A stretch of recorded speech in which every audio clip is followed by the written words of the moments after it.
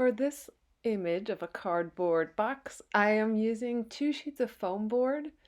And again, this is outdoors and it's against a concrete backdrop where it's a little shaded, but I noticed up top there was a little sunlight coming in.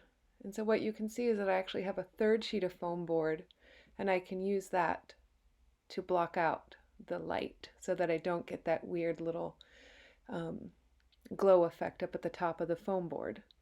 So I've taken a couple different images from different angles. I'm going back into my software.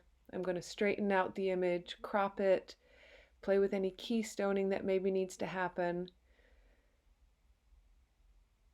And then I can adjust it within the image frame. Remember, give a little bit more weight at the top.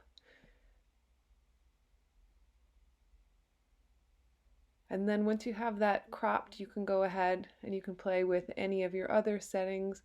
You can see what the auto setting does for you, but you can also play with your exposure, your highlights or your shadows, brightness or contrast. And then usually I also check my warmth and my cool setting before I save the image and submit.